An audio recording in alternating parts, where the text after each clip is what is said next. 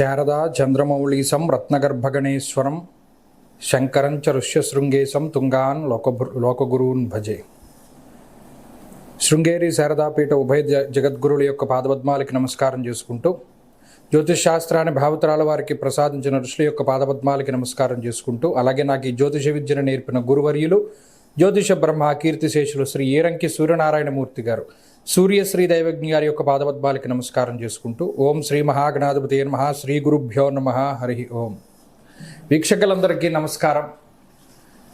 July నెల 27వ తారీఖు లగాయితూ దాదాపుగా 137 రోజుల పాటు వక్రగతిన సంచరించబోతూ ఉన్నటువంటి శనేశ్వరుని యొక్క వక్రగతి తాలూకు ఫలితాలని పూర్తి శాస్త్రబద్ధమైనటువంటి ప్రమాణాలతోటి గోచార దర్శనం వంటి ఉత్కృష్టమైనటువంటి గ్రంథం ఆధారంగా మనం ఈ వీడియో ద్వారా ఆ శనేశ్వరుని యొక్క వక్రగతి 12 రాశుల పైన ఏ విధమైనటువంటి ప్రభావాన్ని చూపించబోతూ ఉన్నది అనేటువంటి విషయాన్ని మనం పరిశీలన చేద్దాం.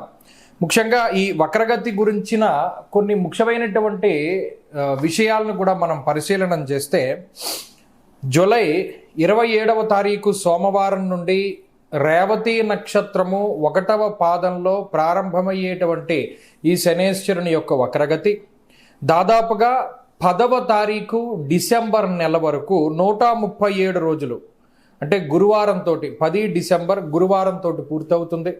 137 రోజుల పాటు ఉత్తరాభాద్ర 4వ పాదము, ఉత్తరాభాద్ర 3వ పాదంలోకి శనేశ్వరుని యొక్క వక్రగతి కొనసాగుతుంది.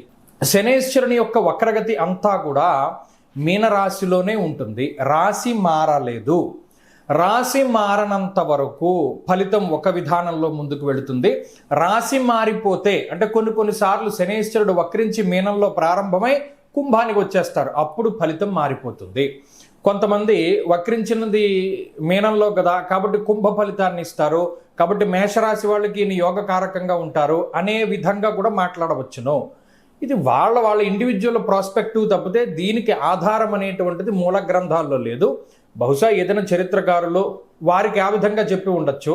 కాబట్టి ఇక్కడ అనేక రకాల డిస్ప్యూట్స్ రావడానికి కారణం ఇదే అవుతుంది. మూల గ్రంథాల్లో ఎక్కడా దీని ప్రస్తావన లేదు.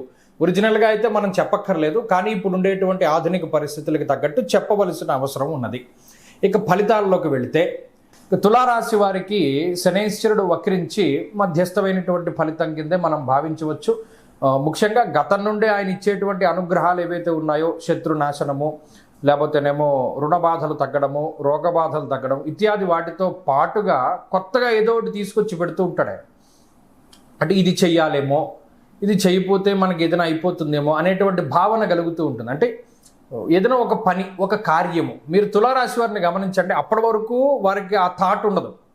కానీ శనేశ్వరుడు వక్రగతి ప్రారంభమైన తర్వాత ఒక ఐడియా వస్తూ ఉంటుంది. ఓహో, మనం ఇది చేయవలసి వస్తుందేమో, లేదా మనం ఇది చేస్తే బాగుంటుందేమో అని నెత్తిమీ పెట్టుకుంటారు.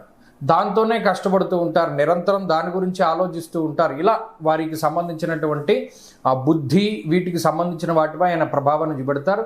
శనేశ్వరుడు ఏమి అనారోగ్యాన్ని ఇవ్వరు, ఆర్థిక సమస్యలను ఇవ్వరు, కాబట్టి ఏదో పెద్ద ఇబ్బంది కలిగించే విషయం కాదు. కాకపోతే ఏంటంటే నిత్యము ఏదో ఒక చింతన, ఆలోచన, ఏదో ఒక విచారం అంటే బాధని కాదు, ఆలోచన ఉండడము, ఇటువంటి వాటికి సంబంధించినటువంటి విషయాలు. ఇక తులారాశి వారికే మరలా ఉద్యోగ వ్యాపారాల పరంగా కొత్త మెళుకువలు తెలిసేలా చేస్తారు శనేశ్వరులు. ఆయన మరీ ముఖ్యంగా ఎక్కువ కష్టపడకుండా తొందరగా రిజల్ట్ వచ్చేటువంటి మార్గాల్ని చూపిస్తూ ఉంటారు. అది కూడా ఒక మంచి విషయం.